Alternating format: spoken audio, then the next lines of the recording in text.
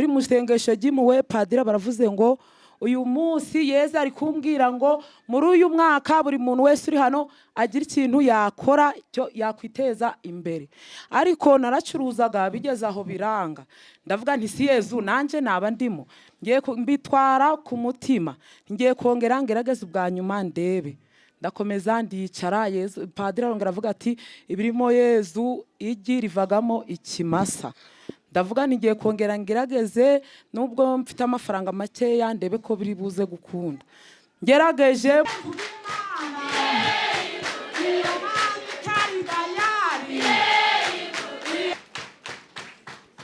Kisi Yesu akuzwe.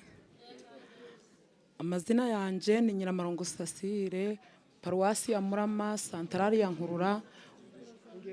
Paruwasi ya Murama, Santarari ya Nkurura, umuryango remezo gwa Gitoga ya kabiri. Nshimira Imana rero, Yesu yangiriye neza cyane, yangije byinshi byari binyasamiye, angwanira urugamba gwari rukazi.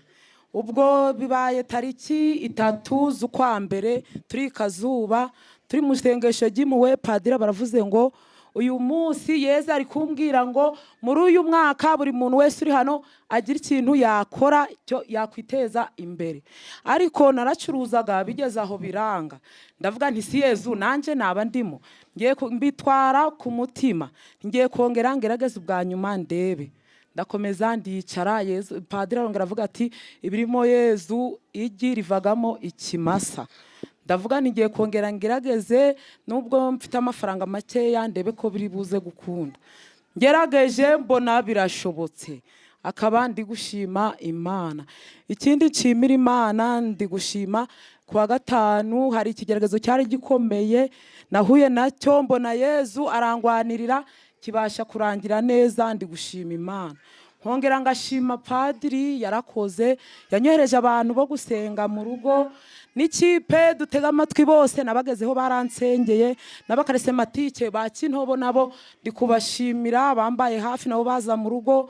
Kandi ngakomeza gushima Imana nubwo Satani ntega imitego ariko nazambona, kuko Yesu mbona andi hafi.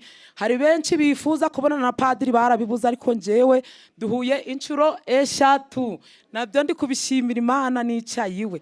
Ubwo rero mu bwo bucuruzi bwanje nanje Yesu nazanye 30,000 nje kumuhamya ku Mwami ngo mundeke mvuga Imana.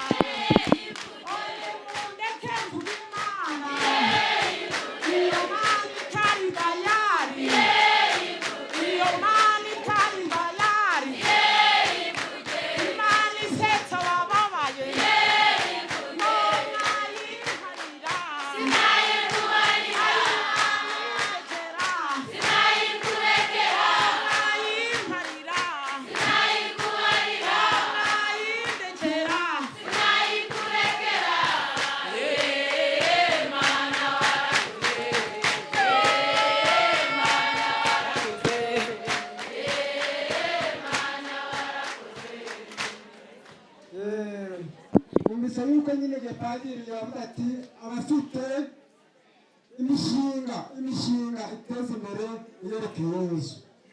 Nsikasi mbona ubuhamya namwe abafite imishinga ukoze mwerekeye Yesu, isaha Imana nigera uzabona ibyiza byo mishinga. Tugende no kwakira Imana yahaye ubyabo.